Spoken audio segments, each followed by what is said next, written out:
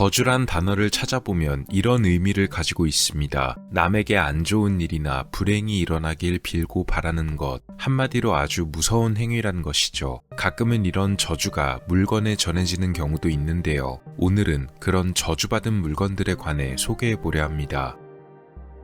영국 컴브리아에 거주 중이던 남자 션 로빈슨, 션의 집 지하실에는 특별한 물건이 하나 보관되어 있었습니다. 그것은 오래전부터 보관되어 오던 그림 한 점이었는데 션은 이 그림을 일부러 지하실에 숨겨두고 있었습니다. 절대로 꺼내오고 싶지 않던 그림이었기 때문입니다. 그러나 어느 비가 많이 오던 날 지하실이 침수되면서 션은 어쩔 수 없이 이 그림을 꺼내와야만 했습니다. 션이 꺼내온 이 그림은 보기에도 불길해 보이는 그림이었는데요. 이 그림의 제목은 영어로 Anguished Man, 해석하자면 고통받는 남자란 뜻이었습니다. 사실 션이 이 그림을 꺼내기 주저했던 이유는 단순히 그림이 기분 나빠서가 아니고 이 그림에 얽힌 더 깊고 어두운 이야기 때문이었습니다.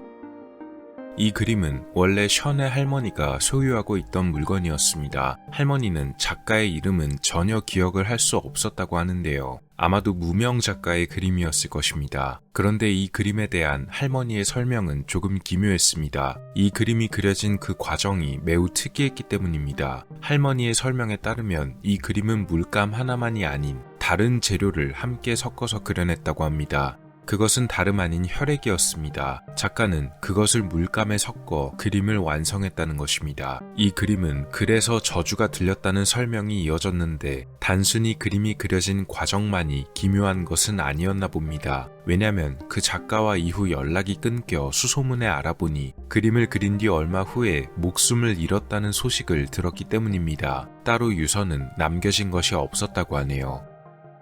이후 다락방에 25년 넘게 보관되어 있던 그림, 어쨌든 할머니가 물려주신 그림이니 버릴 수 없던 션은 자주 내려갈 일이 없는 지하실에 보관해뒀던 것입니다. 그리고 지하실 침수로 인해 어쩔 수 없이 꺼내온 그림 때문에 션의 집에서 이상한 일이 벌어지기 시작했다고 합니다. 그림을 꺼내온 그 다음날 저녁 그는 집 안에서 이상한 형체를 하나 목격합니다. 웬 남성의 그림자 같은 형체가 거실에 서 있던 것. 션이 놀라서 불을 켰다가 끄자 곧 그 형체는 사라졌습니다. 자기가 뭔가 잘못 본 거라고 생각했지만 다음날 아침 션의 아들이 이런 말을 꺼냈다고 하네요. 집 어디선가 자꾸 속삭이는 목소리가 들려오고 웬 남자가 흐느끼는 소리가 들려와서 무서워서 잠을 잘 수가 없었다는 것이었습니다. 몇 주 후에는 션의 아내도 이상한 것을 목격하는데 침대 위에 웬 남자가 누워있는 모습이었다고 합니다. 검은색 그림자로 된 형태의 모습이었는데 션이 목격했던 그 이상한 형체와 똑같은 것이었습니다.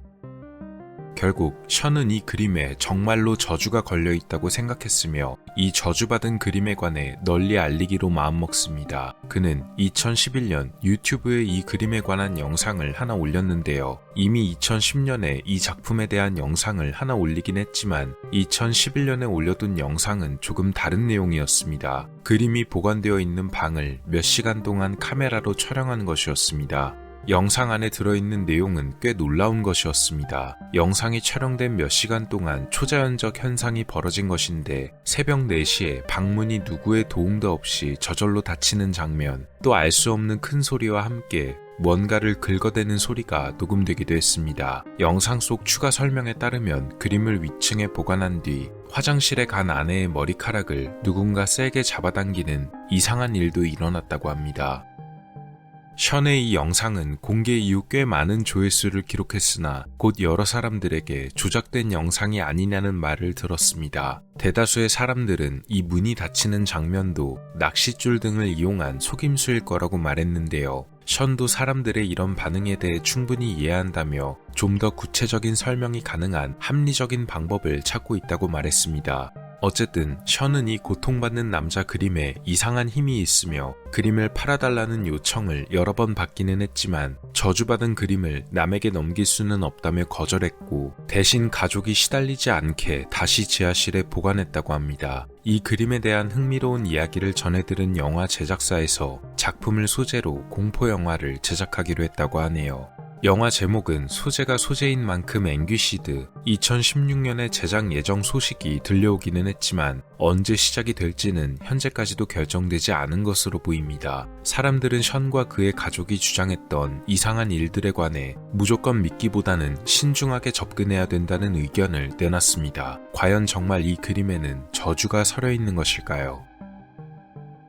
영국 노스 요크셔에 위치한 서스크 박물관. 이곳에는 여러 가지 물건들이 전시되어 있는데요. 그 중에서도 눈길을 끄는 특별한 물건이 하나 있습니다. 바로 거의 천장에 닿을 정도로 높게 벽에 매달린 의자입니다. 겉으로 보기에는 꽤 고풍스럽게 생겼는데 왜 하필 의자를 벽에 매달아뒀는지가 의문입니다. 이 의자의 이름은 버스비 스투프 체어라고 불리는 의자로 의자에 앉으면 모두가 불운한 최후를 맞이하는 저주로 유명합니다. 이 의자의 이름이 버스비 체어라고 불리게 된 것은 실존 인물이었던 토마스 버스비와 얽힌 전설 때문입니다. 여러 가지 버전이 있지만 가장 잘 알려진 이야기는 이렇습니다. 토마스 버스비는 18세기에 살았던 인물이었습니다. 그는 동네에서 유명한 술주정뱅이였던 데다가 성격까지 포악해 사람들이 가까이 하지 않았다고 합니다. 게다가 그뿐만이 아닌 범죄로 먹고 사는 범죄자였는데요. 그가 벌이던 범죄는 한두 가지가 아니었다고 알려졌는데 가장 주요하게 돈을 벌이던 것은 바로 위조 주화 제작, 가짜 동전을 만드는 것이었다고 합니다. 이 위조 주화 제작에는 토마스의 가족이 함께했는데 그의 장인 어른이었던 다니엘 오티도 공범이었다고 하네요. 그러던 어느 날 토마스는 다니엘과 크게 다투게 됩니다. 범죄 수익 분배를 놓고 벌어진 다툼으로 보이는데요. 아마 장인이었던 다니엘이 위조 기술의 핵심을 맡고 있어서 사업 자체를 자신에게 넘겨달라고 했던 모양입니다. 하지만 그렇게 했다가는 자신의 수익이 없어질까 염려한 토마스가 결국 다니엘과의 다툼 도중 그의 목숨을 뺏는 일이 벌어집니다. 다니엘의 시신을 숨기려 했으나 들통난 토마스는 체포됐고 재판에서 처형을 선고받게 됩니다. 그런 그는 처형 전 마지막으로 소원을 빌었는데 자기가 늘 자주 가던 여관에서 마지막 식사를 하고 싶단 것이었습니다. 토마스는 메뉴를 주문해 다 먹고 일어서면서 자기가 앉아있던 의자를 붙잡고 누구든 이 의자에 앉으면 불운한 최후를 맞게 될 것이다 라는 저주를 내렸다고 전해집니다. 그렇게 토마스가 형장의 이슬이 되어 사라진 이후 그가 마지막으로 앉았던 이 의자에 저주를 걸었다는 사실이 알려지면서 이 여관도 상당히 유명세를 타게 되었다고 합니다. 그래서 나중에는 아예 여관 이름을 버스비 스투브로 바꿨고 이 의자에 걸린 저주에 대한 전설을 적극적으로 이용했다고 하네요.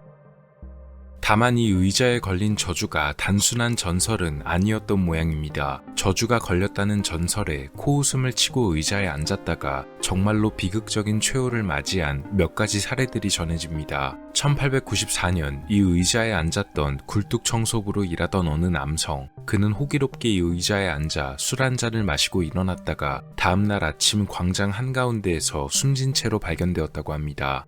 좀 더 시간이 지나 2차 세계대전 도중에도 비슷한 일이 벌어졌는데 캐나다 공군 출신의 조종사들이 이 전설을 듣고 여관을 찾아와 담력 시험을 벌이기로 했습니다. 이들은 의자에 앉을 수 있는지 없는지 내기를 벌였고 결국 전쟁에서의 액땜을 위해 일부가 의자에 앉았던 듯합니다. 그런데 기묘하게도 의자에 앉았던 조종사들은 모두 임무에서 살아 돌아오지 못했다는 이야기가 전해집니다.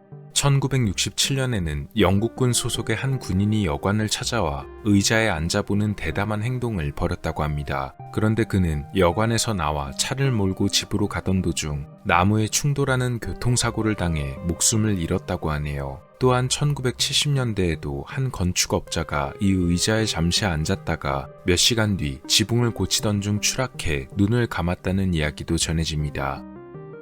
1978년 여관을 소유하게 된 여관 사장 토니 언쇼는 의자의 전설 덕분에 관광객이나 사람들이 몰리는 것은 좋았지만 이런 물건을 가게에 둬서는 안 되겠다고 생각했고 고민 끝에 이 의자를 다른 곳에 옮겨두기로 결정합니다. 그래서 이 의자가 말씀드렸던 서스크 박물관에 기증된 것이며 아무도 앉지 못하게 높게 매달아둔 것이었습니다.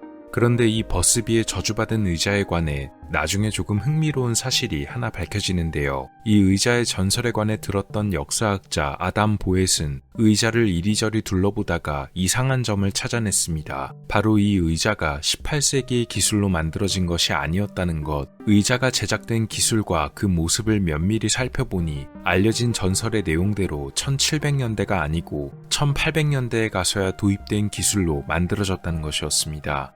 토마스 버스비의 사후 약 130년 후에나 만들어진 것으로 보였습니다. 그렇다면 이 의자에 얽힌 저주는 사실 거짓이었던 걸까요? 만약 그렇다면 여기에 앉았다가 봉변을 당한 사람들의 이야기는 어떻게 된 영문인지 도무지 알 길이 없어 보입니다. 어쨌든 의자에 앉으면 저주를 받게 된다는 사실은 전설이 아닌 현실처럼 보이기도 합니다. 여담으로 버스비가 아닌 택시비였다면 어땠을까요? 죄송합니다. 분위기 전환을 위해 농담 한번 해봤습니다. 마지막으로 소개할 물건은 아주 예쁜 보석입니다. 예쁘지만 음울한 분위기를 가진 보석인데요. 이 보석의 이름은 블랙 올로프입니다. 올로프는 이 보석을 소유했다던 사람들 중 한 명의 이름을 딴 것입니다. 가운데에 박힌 큼지막한 블랙 다이아몬드가 매력적인데요. 이 블랙 올로프는 다른 이름으로도 불립니다. 바로 브라흐마의 눈으로도 알려져 있습니다. 이런 별칭을 갖게 된 데에는 이런 이야기가 전해집니다. 사실 이 블랙 올로프의 가운데에 박혀있는 검은 다이아몬드는 원래는 장신구의 용도로 사용되던 것이 아니고 인도 힌두교 사원의 조각상에 박혀있던 것입니다. 그 조각상이 바로 힌두교의 신 브라흐마였는데 이 다이아몬드가 브라흐마의 눈동자로 사용되던 것이었습니다. 그러던 19세기의 어느 날 누군가 몰래 이 사원에 침입해서 이 브라흐마 조각상에서 보석을 빼내버린 것입니다. 전설에 따르면 도둑이 조각상의 눈에서 보석을 빼던 순간 갑자기 조각상이 비명을 지르면서 내 눈을 가져가는 자는 누구든 저주를 받을 것이다 라고 말했다네요. 실제로 이 다이아몬드를 빼냈던 이 도둑은 다이아몬드를 돈이 많은 부자에게 판매한 이후에 분노한 사람들에게 붙잡혀 최후를 맞이했다고 합니다. 이후에 이 다이아몬드는 여러 사람을 거쳐가고 그 주인들도 아마 기묘한 최후를 맞이했던 것으로 보입니다. 특히 1900년대에 들어 유명한 사건 두 가지가 전해집니다. 1932년 이 검은 다이아몬드를 미국으로 가져온 사람이 있었습니다. 보석상으로 일하던 페리스란 남성이었다고 합니다. 그런데 이 페리스는 이 다이아몬드를 판매한 직후 갑자기 고층 빌딩의 옥상으로 올라갔고 결국 얼마 후 건물 아래에서 끔찍한 모습으로 발견됩니다. 이 다이아몬드의 행방이 밝혀진 것은 그로부터 15년 뒤 러시아 왕가의 공주 두 사람이 소유했던 것으로 알려집니다. 이 중 한 사람의 이름이 나디아 비긴 올로프로 알려졌는데요. 바로 이 올로프 공주의 이름을 따서 블랙 올로프가 되었던 것입니다. 그러나 공주들도 이 저주를 피해갈 수는 없었던 듯합니다. 정확한 내용은 알려져 있지 않지만 좋아하던 사람에게 실연을 당한 충격 때문에 두 사람도 결국 비극적인 최후를 맞이했던 것으로 전해집니다. 그렇게 이 블랙 올로프는 저주받은 보석으로 불려지게 되고 그로 인해 아름다웠지만 선뜻 구매자를 찾기는 어려웠습니다. 1950년대에 이 보석을 소유하게 된 찰스 윌슨은 한 가지 대담한 아이디어를 하나 떠올렸습니다. 이 다이아몬드에 그렇게 강한 저주가 담겨 있다면 만약 이걸 쪼개버리면 저주도 쪼개지지 않을까 하는 생각이었는데요. 찰스는 원래 195캐럿의 크기였던 이 다이아몬드를 세 부분으로 다시 쪼개어 세공하게 됩니다. 그리고 그중 67.49캐럿으로 가장 크게 쪼개진 다이아몬드를 다시 가공하여 아름다운 장신구로 만들었는데 이것이 바로 지금의 블랙 올로프가 되었다고 합니다. 나머지 두 조각도 분명 장신구로 가공되었을 텐데 이 두 조각은 어디에 있는지 지금도 불분명하다고 하네요.